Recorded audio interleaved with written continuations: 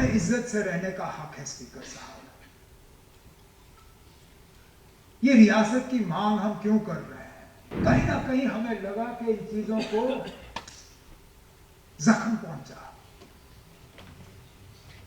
और इन पे मरहम लगाने के लिए रियासत का दर्जा हासिल करना एक शुरुआत है। हमारी जमीन पे हमारा अपना हक होना चाहिए, हमारे रोजगार पे हमारा अपना हक होना चाहिए।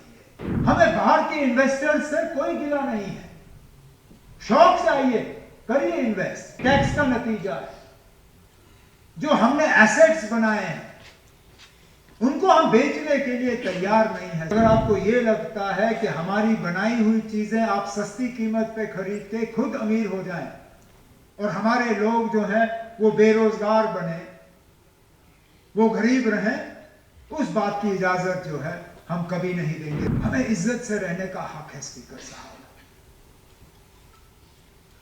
ये रियासत की मांग हम क्यों कर रहे हैं? क्योंकि आखिरकार हमारी शनाख्त, पहचान,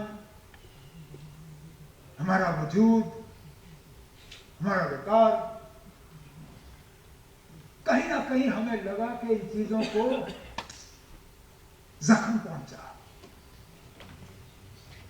और इन पे मरहम लगाने के लिए रियासत का दर्जा हासिल करना एक शुरुआत है। लेकिन इसके साथ साथ बाकी रियासतों की तरह हमारी जमीन पे हमारा अपना हक होना चाहिए, हमारे रोजगार पे हमारा अपना हक होना चाहिए, हमारी रिसोर्सेज पे हमारा अपना हक होना चाहिए।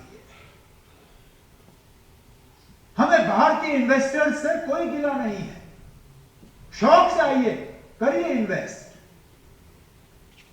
लेकिन जो चीजें यहां के लोगों की मेहनत के नतीजा है,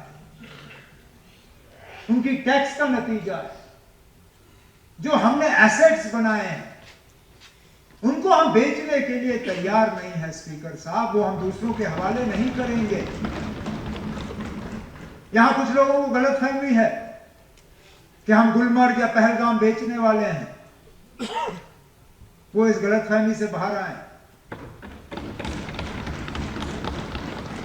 हम अपने क्राउन जूल्स, अपने एसेट्स को बेचने के लिए तैयार नहीं है। आप बाहर से आके यहां इन्वेस्ट करना चाहें, नया बनाना चाहें, शौक से करिए। लेकिन अगर आपको यह लगता है कि हमारी बनाई हुई चीजें आप सस्ती कीमत पे खरीद के खुद अमीर हो जाएं और हमारे लोग जो हैं वो बेरोजगार बने, वो गरीब रहें, उस बात की इजाजत जो है हम कभी नहीं देंगे स्पीकर साहब। ये मैं आपको यकीन दिलाता हूं।